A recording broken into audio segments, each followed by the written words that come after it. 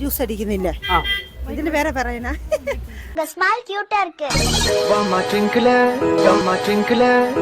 ഇല്ല പൈപ്പിലേക്ക് JCB കൊണ്ട് ഇങ്ങനെ പുട്ടുപൊടി ഇങ്ങനെ കോരിങ്ങനെ ഇടുക. ഇങ്ങനെ ഇട്ടിട്ട് അത് ഞങ്ങളെല്ലാരും കൂടി ഇരുമ്പൊലക്കാനെ കൊണ്ട് പുട്ടിങ്ങനെ കുത്തിങ്ങനെ ഇടുക.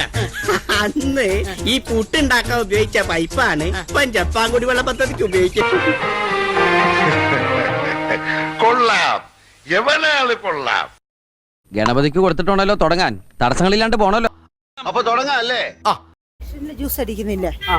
ഇതിന് വേറെ പറയണ ആ മെഷീനിൽ ജ്യൂസ് അടിച്ചിട്ട് അത് ഈ ഡ്രമ്മിൽ അവിടെ ഫിൽറ്റർ ചെയ്യും. ഫിൽറ്റർ ചെയ്തിട്ട് ഇവിടെ വന്ന് ആ ഡ്രമ്മിൽ വീഴും. 850 ലിറ്റർ. അത് ഇതിൻ്റെ അകത്ത് തുറന്നു വിട്ടിട്ട് ഇതിൽ ഒരു 3.5 മണിക്കൂർ കരിമ്പിൻ്റെ ചണ്ടി തന്നെ ഇട്ട് കത്തിക്ക് തീ. അത് കഴിഞ്ഞിട്ട് തീ പോലത്തെ സാധനം തുറന്നിട്ട് അങ്ങോട്ട് ആ പാത്തിയിൽ തുറന്നു വിടും. ഇപ്പൊ ഈ കിടക്കുന്നത് എടുക്കാറായ? ഇല്ല, ഇതിപ്പോ ഒഴിച്ചിട്ടേ ഉള്ളൂ.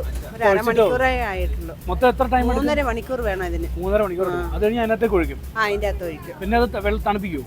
ഒരു അരമണിക്കൂർ തണുപ്പിക്കും. എന്നിട്ട് ചൂടോടെ ഉണ്ട പിടിക്കണം. പച്ചവെള്ളത്തിൽ കൈ മുക്കിയിട്ട് ചൂടോടെ ഉണ്ട പിടിക്കും. പൊടിയാക്കണമെങ്കിൽ പൊടിയാക്കി എടുക്കും. പൊടിയായിട്ട് ഉണ്ടായിട്ട്. ഉണ്ടയായിട്ട്.